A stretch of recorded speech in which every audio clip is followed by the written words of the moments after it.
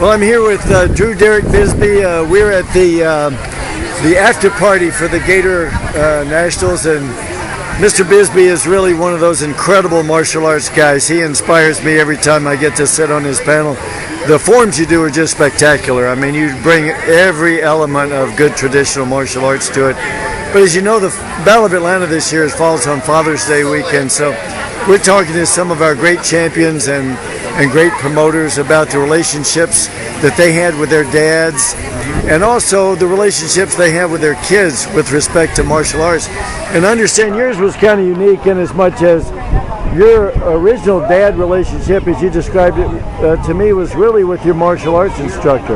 Yeah, I was 10 when I started martial arts, and my instructor kind of was my father figure for those first 5 years I was in karate. Wow. And then around the time I was 15, I started my real relationship with my father. He wasn't in my life really until that point. Yeah. And so my instructor really was my, for all intents and purposes, my father figure. And who was your instructor? His name is Skip Ettinger. He lives in Seattle now, and I still keep in close contact with him and still have a very close relationship with him.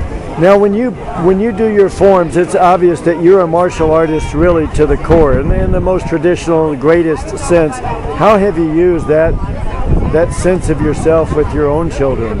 Well, my son is a martial artist too. He's 11 years old, and he's been in karate since forever, because he grew up with me teaching. Yeah. And so he and I have a close relationship because of the impact my instructor had on me, as well as the impact my real father had on me. Well, that's great. And if you were talking to all the kids out there involved in the martial arts and all the dads involved in the martial arts out there, what kind of advice would you give to each one of them?